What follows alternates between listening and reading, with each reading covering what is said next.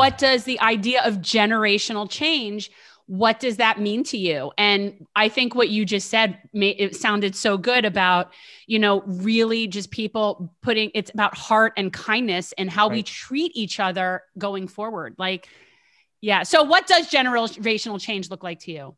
What it looks like to me is that America is a country that, although it was founded on some good ideals, we've never truly been a free democratic nation. From the moment of our founding, when you found a nation by basically wiping out indigenous populations and enslaving Black people, and then you try to dress that up with a declaration and say this is liberty and freedom and justice. No, those atrocities that you committed when you founded your nation have nothing to do with liberty and justice for all. Those are atrocities. We have got to move from a nation that was founded that way and that was built under this capitalistic, oligarchic, greedy nation that has infiltrated every aspect of our society. And we have to move to a nation that is compassionate and a nation where everyone, I don't care how much money you make, gets to live a life of dignity, and that we value the worth of every single human being in this country. We need to, generational change to me means shifting from a politics of corporate greed to a politics of human need, shifting from a politics of corporate welfare to a politics of human welfare, shifting from a politics that puts profit over everything to a politics that puts our people and our planet over corporate profits. That to me is generational change. Yeah. We have got to move in a very bold way to that kind of system. And again, I want to applaud you, Jen, for getting out there and fighting for it in a district that, even though there's a Democrat, I think people don't realize how conservative Debbie Wasserman Schultz is. So look, she votes with the Republicans all the time. She was one of 30 Democrats that couldn't even see fit to reduce the Pentagon budget by 10%. 10%. 10%. Yeah. So people like you are bringing generational change to your district. I applaud your courage. What we need now is more of that. We need, I have a friend who's a climate activist who says, Peter Kalmus, he's part of the committee for People's Party.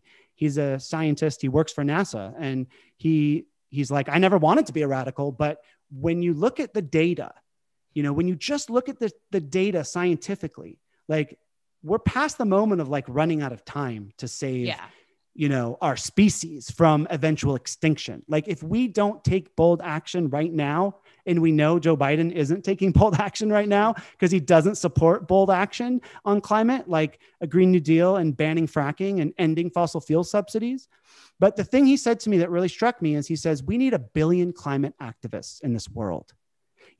We need in this nation, in this country, to free this country from corporate rule, we need 365 million Jen Perlmans and Brian Knights.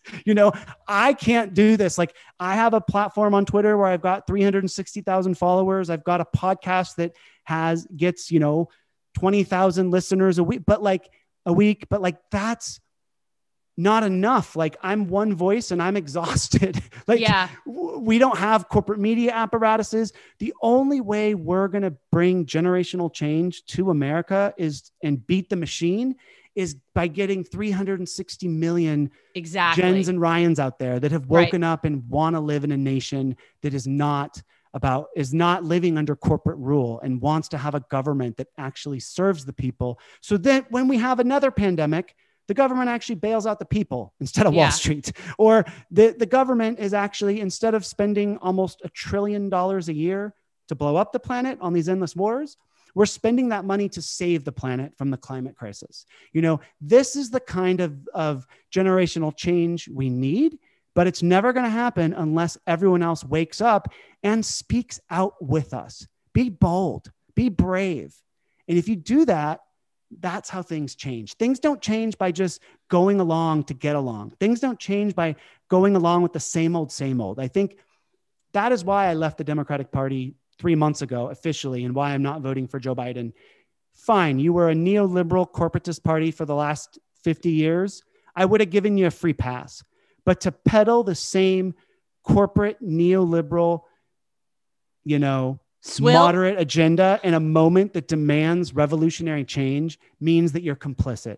This was not the moment for the Democrats to just go back to 2016 and peddle a corporate candidate. That's all this they was know. the moment for us to fight for something better. So I would just encourage people, don't color within the lines. Like, this is a moment for dreamers. This is a moment for idealism. This is a moment for free thinkers and for radicals. Yeah. This is a moment for people who can see outside the system, because our system is failing.